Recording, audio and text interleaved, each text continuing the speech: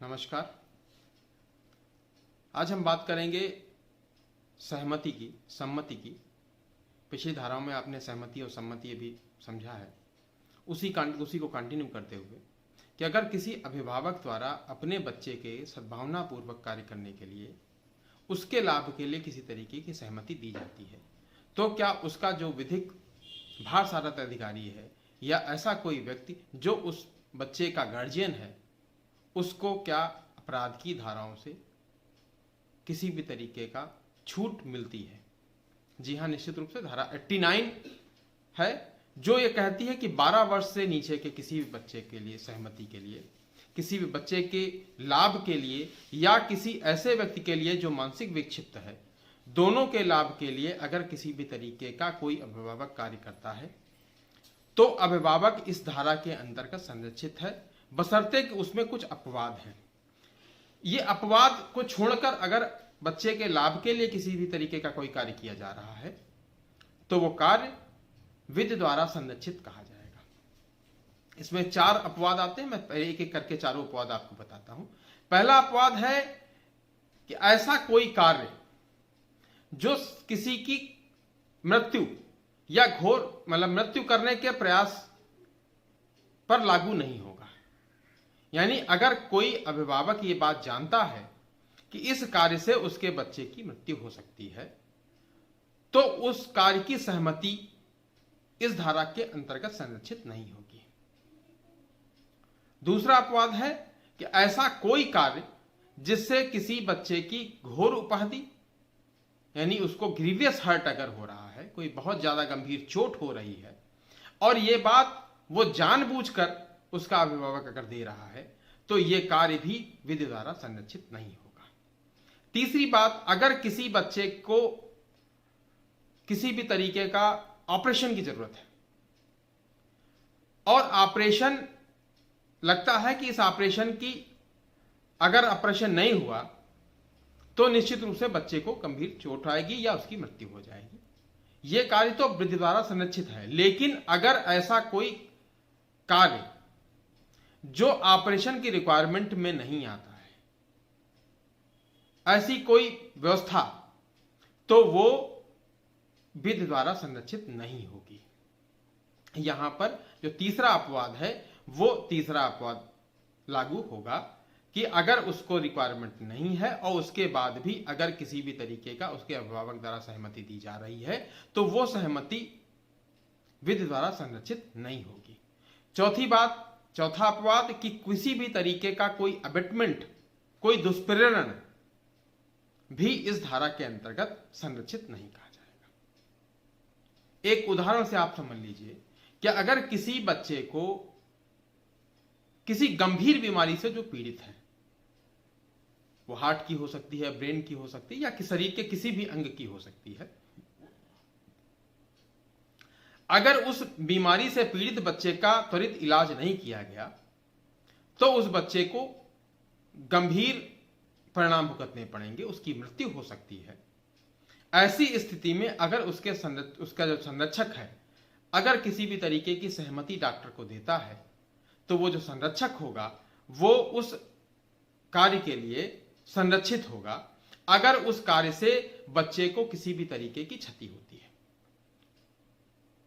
बशर्ते कि ये जो कार्य है ये बच्चे के लाभ के लिए होना चाहिए और सद्भावनापूर्वक होना चाहिए। बच्चे का लाभ इसमें क्या है कि अगर वो जो रोगग्रस्त बच्चा है अगर उसका ऑपरेशन नहीं किया गया तो उसकी मृत्यु हो सकती है और अगर ऑपरेशन कर लिया गया तो वो बच्चा ठीक हो सकता है, तो यहां पर लाभ की स्थिति है कि वो स्वस्थ हो जाएगा। ऐसी मानसिकता के साथ अगर किसी अभिभावक ने अपने बच्चे के ऑपरेशन के लिए या किसी भी तरीके ऐसे कार्य के लिए अगर कोई सहमति दी हुई है तो वो सहमति लाभ के लिए सहमति मानी जाएगी और इससे वो अभिभावक संरक्षित होगा। विद्यालय के अंदर जो अध्यापक किसी स्टूडेंट को अगर दंड देते हैं तो वो दंड भी इस धारा के अंतर्गत संरक्षित है, क्योंकि ये माना जाता है कि जो अध्यापक है वो उसका गार्जियन है और गार्जियन द्वारा बच्चे के लाभ के लिए अगर किसी भी तरीके का दंड हो रहा है कोई सद्भावनापूर्वक अगर उसका अध्यापक कार्य कर रहा है तो वो कार्य भी इस धारा के अंतर्गत संरक्षित होगा, धारा 89 के अंतर्गत संरक्षित होगा। धारा 90 की अगर बात करें कि ऐसी कोई सहमति नहीं मानी जाएगी जो भ्रम से या भूल से हुई है। कोई बात समझ नहीं पाया, दो व्यक्ति हैं, एक बात कोई समझा रहा है और दूसरा बात उसको समझ नहीं पाया, तो ऐसी कोई सहमति नहीं मानी जाएगी। कोई इस तरीके की सहमति जो किसी की भूल से या ऐसी भय के अधीन, कोई डर गया किसी चीज की सहमति के लिए, तो वो सहमति नहीं होगी। ये धारा 90 कहती है। इसके कुछ उदाहरण है। दशरथ पासवान बनाम बिहार राज्य, बड़ा लीडिंग केस है, आप सब जानते हैं, जिसमें एक पति पत्नी होते हैं और पति पत्नी से यह कहता है कि हम दोनों लोग सुसाइड कर लें, आत्महत्या कर लें। पत्नी तैयार हो जाती है, दोनों जहर पीने का प्रयास करते हैं, पत्नी मर जाती है। पति, तब तक पुलिस आ जाती है या कुछ लोग आ जाते हैं, वो पति को पकड़ लेते हैं, पति नहीं मर पाता है। कोर्ट में पति इस बात का प्ली लेके जाता है, अपनी तरफ से आर्गुमेंट लेके जाता है कि चूंकि ये जो कार्य हुआ था ये कार्य सहमति के आधार पर हुआ था, इसलिए हम किसी तरीके उत्तरदायी नहीं है। लेकिन जैसा कि आपको मालूम है कि अपराध, ऐसा अगर किसी भी तरीके का कोई ऐसा अपराध हुआ है तो अपराध विधि द्वारा संरक्षित नहीं है। दशरथ पासवान को सजा होती है। तो ऐसा कोई काम जो भूल से या भ्रम से हुआ है किसी भी तरीके का, तो वो भूल और भ्रम सहमति में संरक्षित नहीं होगी। भूल के विश्वास पर अगर किसी भी तरह सहमति दी गई है तो वो सहमति नहीं मानी जाएगी। इन सारे चीजों का, जब पिछली धाराओं में भी मैंने आपको बताया कि जो बर्डन ऑफ प्रूफ है वो हमेशा अभियुक्त पर होगा। अगर कोई अभिभावक 12 साल से छोटे बच्चे का, उसके सहमति के कारण चोट लगती है और कोई अगर मुकदमा लिखा जाता, तो यह सहमति जो उसने दी है, इस बात की जो बर्डन ऑफ प्रूफ होगा वो उस अभिभावक के ऊपर होगा। ऐसे ही किसी भी तरीके की पूरी जो जनरल एक्सेप्शंस है, जो साधारण बचाव है, जो साधारण प्रतिरक्षा का जितने 76 से लेकर जो 106 तक की जो धाराएं हैं, उनके अंदर किसी भी तरीके का अगर अपराध होता है तो अब जिस व्यक्ति को अभियुक्त बनाया गया है, ये उसकी जिम्मेदारी है कि सबूत वो प्रस्तुत करे माननीय न्यायालय के अंदर। यानी सबूत का जो भार होगा, जो बर्डन ऑफ प्रूफ होगा, वो हमेशा अभियुक्त के ऊपर होगा। धारा 91 कहती, ऐसा कोई कार्य जो स्वतः अपराध है वो किसी सहमति के अंतर्गत नहीं आता है। यानी सहमति की जो अब तक हमने धाराएं पढ़ी हैं, उन 87, 88, 89 और 90, इन जो 4 धाराएं हैं, इन धाराओं के अंतर्गत अगर कोई कार्य ऐसा है जो पहले से ही अपराध है, सहमति के बाद भी अगर वो अपराध बनता है, तो उस व्यक्ति को उसकी छूट नहीं मिलेगी। जैसे कि किसी गर्भपात के लिए, अबॉर्शन के लिए, अबॉर्शन भारतीय कानून में अपराध है और अबॉर्शन के लिए अगर कोई सहमति दे देता है तो यह सहमति नहीं मानी जाएगी।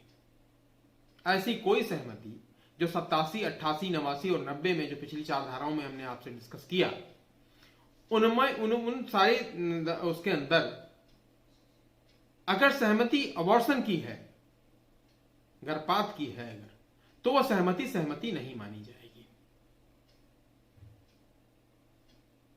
और उसके लिए जो सहमति देने वाला व्यक्ति है वो दंड का भागी होगा। क्योंकि ये अबॉर्शन की जो सहमति होगी वो सहमति माननीय न्यायालय द्वारा होनी चाहिए, माननीय न्यायालय के आदेश के द्वारा होनी चाहिए, क्योंकि उसमें वो जो बच्चा पेट के अंदर है उसका जीवन भी सुरक्षित करने की जिम्मेदारी विधि की है, कानून की है। इससे इस अबॉर्शन का जो सहमति है वो सहमति नहीं मानी जाएगी तब तक जब तक कि उस बच्चे से उसकी मां को के किसी भी तरीके का जीवन का कोई खतरा ना हो।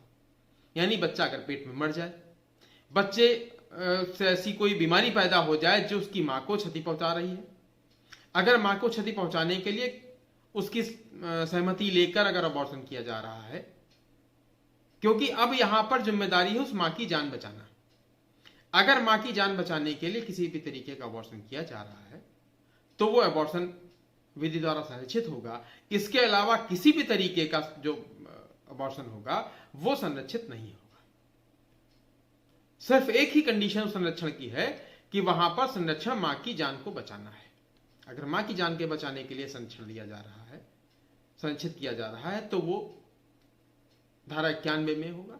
इसके अलावा किसी भी तरीके की सहमति जो 87, 88, 89 और 90 में है वो सहमति नहीं मानी जाएगी। धन्यवाद आपका हमारे साथ जुड़े रहने के लिए। अगर कोई सवाल आपके मन में आता है तो आप निसंकोच हमसे पूछ सकते हैं, क्योंकि हमारा उद्देश्य एक सोशल काज है, विधि को आम जनता तक पहुंचाना। क्योंकि जब तक मेरा मानना है कि जब तक कानून को आम जनता तक नहीं पहुंचाएंगे तब तक समाज से अपराध कम नहीं किया जा सकता है।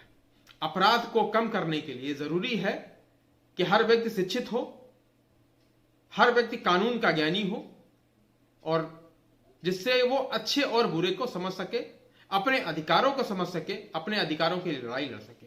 धन्यवाद।